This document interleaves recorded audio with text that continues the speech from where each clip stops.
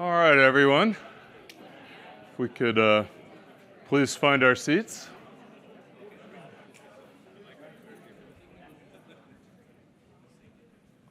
All right, thank you. So there's a chapter at your table from the forthcoming book, Platform Domination. And so what Marshall and I would like to do for the next 20 minutes or so is lay out some of what you'll find there, and then talk about some of the reasons why. So when we wrote Platform Revolution, starting in 2013, so anybody who wants to write a book should be well aware of what the process is like. We spent a summer here in a conference room at IDE when it was over where the Google building is now in Kendall Square. I think we really hit a wave with that, and we hit a nerve, because we had been doing some of the economic analysis for the better part of 20 years, but there wasn't a really practical how-to guide that was really rooted in economic theory and also had probably hundreds of examples. And so, that was great.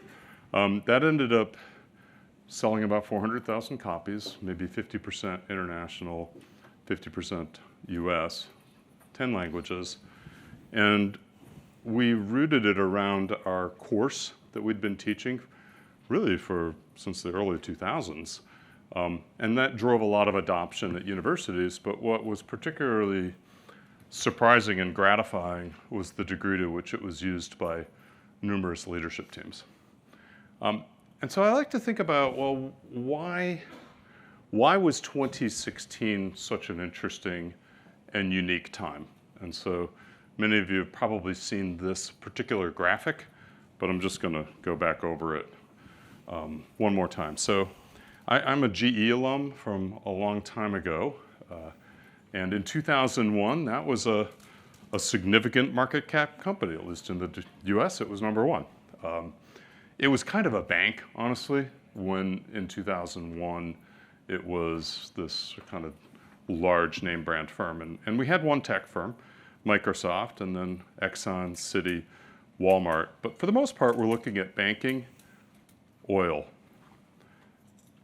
And in 2006, let's see, we've got banking, and I'm going to put GE in that category, Total, Citi, Exxon, and we still have Microsoft. 2011, so that's a really interesting year because, of course, we had the financial crisis in 2009, and so that took out GE, and it never honestly recovered, and so they've disaggregated in ways that Siemens has done some similar things. We still have oil, have a bit of banking, but it's more in China now. And we had a bit of a switch between Microsoft and Apple, largely driven by the iPhone, because hard to believe, that wasn't really there until around 2007, 2008. Okay, so you can probably guess what the next row is going to look like. And so then, all of a sudden, what we would have said was a burbling kind of wave of change, and for very specific economic reasons, which is these organizations that deliberately harnessed and aggregated network effects, and then had the governance structures and the ecosystem management principles, and frankly, the strategy to drive those businesses forward, and the scaling on their operations side really grew to the fore. So it's hard to ignore it, because in 2001, we were busy writing papers about network effects, and we're like, hey, this is really cool. Network effects matter. And people would go, yeah, tell us about the real economy. Tell us about manufacturing, banking, and oil. Be like, no, this is really fun.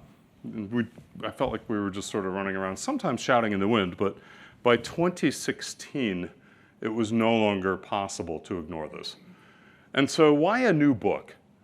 Well, a lot has changed. Honestly, you couldn't even write that book that we wrote in 2013 through 2015 today. And the reason is, I'd say we were, in many ways, and remain so, techno-optimists. But there's a fair bit of regulatory need and governance need that kind of blew up, right, with the Cambridge Analytica, the election influencing around the world, forget the US. Things like the Myanmar episodes with Facebook. And so there is another side of this whole story, and that's driving intense regulatory scrutiny. We're seeing rising barriers to information flow. We have a pretty comprehensive data set of what those look like. The rise of misinformation, and Marshall has really led the charge on trying to understand that, and furthermore, mitigate and create economic mechanisms that might reduce that, thereby earning the the eye of Sauron, who has zeroed out some of his funding. You can talk more about that. And industrial systems and B2B and partner concerns, and of course, AI and ML, and as we certainly heard earlier from Regina, much of what is going on is still straight up math from 50 years ago, training models, estimating parameters.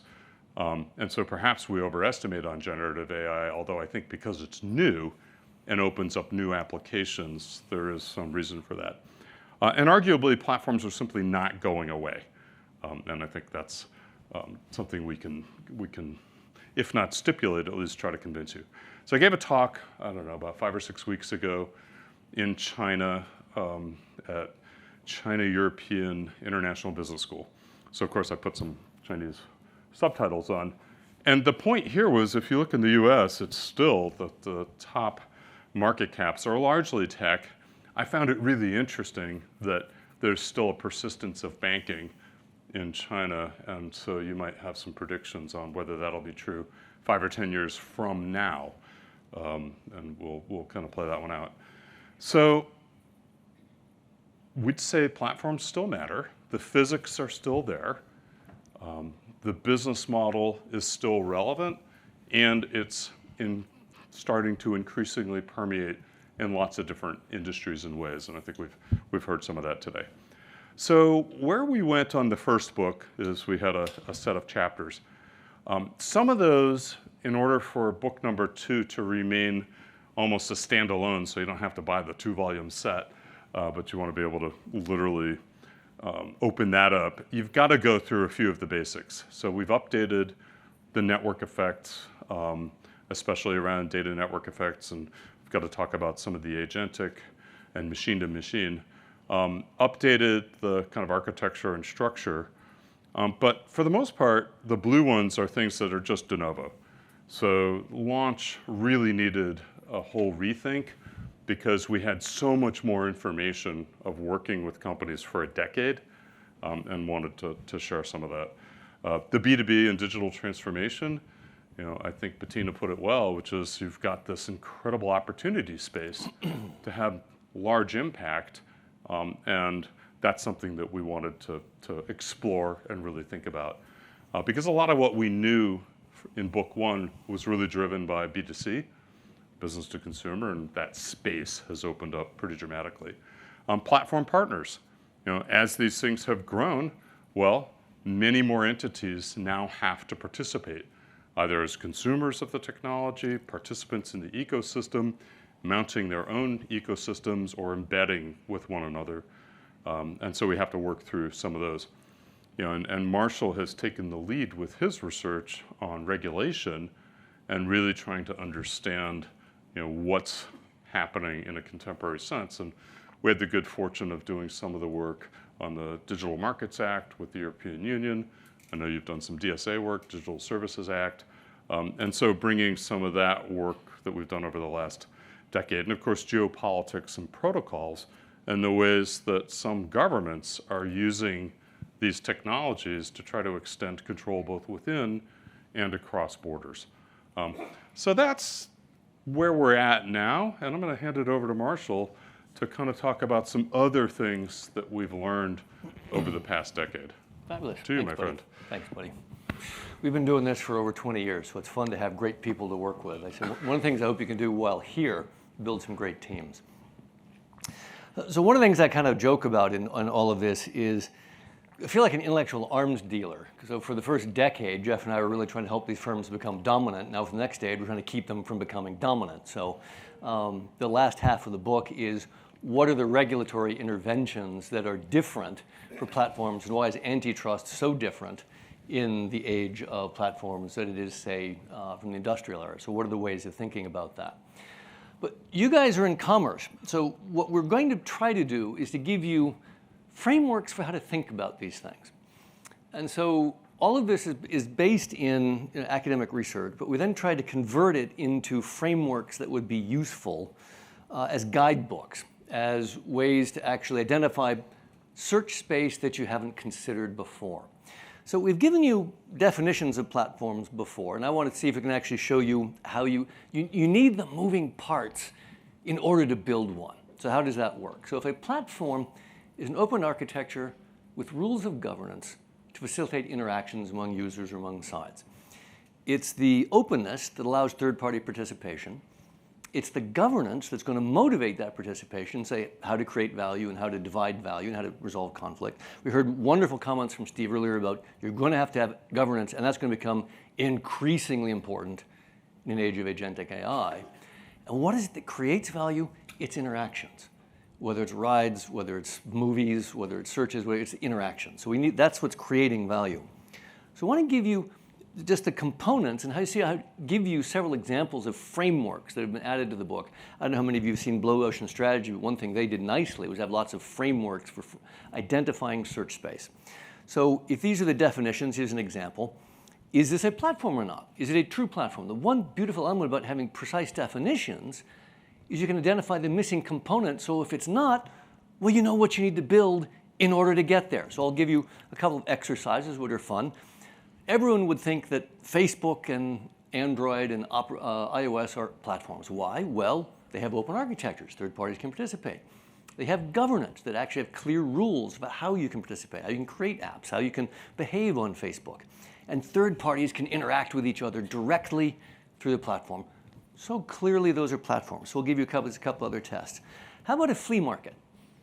How many of you think a flea market is a true platform? And those of you who have the class, do not give me the answer. Anyone who wants to raise their hand and say that a flea market is a platform? Or everyone's asleep, or either actually correct. It's not a platform, okay? Why? Third parties can add value. Buyers can and suppliers can interact. But if you get cheated, there's no one that's governing your interaction. You're out of luck. That's too bad. There's no governed participation in there. All right, here's another one. How about Amazon Prime Video? This one's trickier. Anyone Amazon Prime Video, you want to argue, is this a platform? I would argue this one's a platform. Oh, you're nodding your head correctly. Okay, front of the class, nicely done. Okay. Third parties can interact. I can go on it. The moment a movie gets an Academy Award, you can usually find it. And you may have to pay for it individually, but you can find it. You can interact. There are rules of participation. Third parties can interact on there. How about this one you should get if you read the book. This one was in the last book. How about the Coffee Keurig product platform? Is this a business platform? Anyone want to argue that it is? Yes. You do want to argue? No, I'm going to disagree with you, Michael. I know you like the kibitz, but no, this one. They control it. They use DRM to lock out third-party participation. It doesn't have open engagement. It's not a governance system. Matter of fact, if you tried to offer coffee pods for the system, they would lock you out. They needed to control the entire system. So that was not, it's a product platform, not a business platform. Last one, just for fun, what about a fax machine? You don't want to argue that's a platform? That's a standard. Third parties can add value, but it's ungoverned. You're going to have crappy participation. There's no one you can appeal to. I'll give you a couple of other quick ones, just as tests. So these are interesting in there. Of this list, I'll hint, one of these is a platform. Anyone want to know Airbnb? Of course, that one's a platform, right? Third parties can go through. There's government participation, independent buyers and sellers. This one's trickier. Japanese keiretsu or a Korean chai bowl? Not correct. Oh, you're head of the class. You're correct, okay? Well, there are a bunch of relationships, but you don't have the third-party interaction through. So that's an alliance or an ecosystem. It's not a true governed platform in the same way. HDTV, that's a standard. Another fun one, Netflix Video, I wouldn't count as a platform. They're a reseller. They basically get licensed content and then they resell it. You're not doing direct interaction. A difference is Netflix gaming platforms, where third parties can actually then post some games in their cloud services. So the beauty is once you have precise definitions and tools, it's easier then to figure out what's missing if you're ever going to build one. Let me give you one or two other examples. Okay. If the thing that's creating value is interactions, how do you manage your governance in order to get good interactions and avoid bad ones? How are you going to do that? What do you think about? Well, in these 4 boxes, where should you be focusing your attention? I'll make this easier. Now, where should you be focusing your attention? Okay? On the main diagonal, that's what should be happening. That's good. Why? You want good interactions to occur, and you want bad interactions to not occur. Your governance model has to achieve that. We heard earlier governance is going to be really important. With agentic, it's going to be worse. Why? In the first part, you want to increase the value and the volume of the interactions. That's what it's all about. You also need to deter harm, fraud, congestion, reduce network effects that are negative in there. Also, if fraud is occurring or there are negative externalities on platform, you need to fix those. If there are bad interactions that are occurring, theft, stolen interactions, fraudulent reviews, you need to deter that. And the one on the top right is the one that's most often omitted because it's not happening. That's a missed market opportunity. That's a good interaction that's not happening. It's a missing product, it's a missing interaction, a missing side that you need to go identify, use your data side, look for the untapped demand, and go create it. That's your governance opportunity to reward someone for additional participation. Notice, and as a side note, this, by the way, notice, and this is for the statisticians here, that is a mutually exclusive, collectively exhaustive framework. It's great. That's your search space. It covers everything. Give you one more example of that. How would you grow a platform? You can cheat, by the way, because the answer key is on your table. That's on the growth exam. But again, it's another mutually exclusive, collectively exhaustive framework in here. So you've got new and existing sides, and you've got new and existing interactions. Make sure when you're trying to grow your ecosystem, you look in every box, otherwise you're missing opportunities. The first one's kind of obvious. You want to do more and more of what you're already doing. Fascinating example here is Venmo that added recurring payments and then also bill splitting. It was the same parties and it was all payments, so no new interaction, just a change in what you could do with it. So you could actually do them more frequently or you could split the bills among others so you could do more of them, bringing more sides onto it. Strangely, it took them 5 to 8 years to do that when they got competition from another platform. So we're using that as another way to grow up. Another one is adding entire new sides or communities to get them onto an existing interaction. Good, fun example is Amazon adding authors. So rather than buying from publishers, you could buy direct from authors who would create books on the platform. Or you could add in another kind of a new interaction to an existing site. If you take Facebook, well, you start with Facebook posting your junk news for each other, and now you can actually sell your junk stuff to each other. And it's a new interaction. And it actually stole a lot of business from Craigslist. But notice, it's a great way to expand. And then, of course, hint, hint, what do you got now? Add a new interaction and a new side, and you've got a whole new one. Well, Uber Eats is a great example of that. You add restaurants, and you add ordering food, and you're not even delivering a human person anymore. You're delivering food. But notice, this gives you a complete space of where to look for growth. And that wasn't available previously. If you go further, the article also gives you ways to handle mergers and acquisitions. How should you do that? Should you invest or should you own? Or do you not need to own at all? It'll give you a framework for thinking through that. There are a bunch of these different things. Another that we commonly get is this market going to transform to a platform at all? We've got a framework to tell you that. If it is going to transform into a platform, can you be the platform? Or are you doomed to be a partner on someone else's platform? There's a framework to actually help you determine that as well. So basically, there are a set of intellectual tools that help frame the space on your behalf in order to make it valuable to you.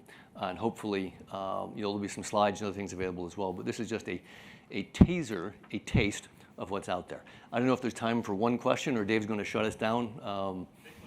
Take one. Yeah, if there are any questions at all, Yeah, Jeff, myself, content, whatever. Yeah.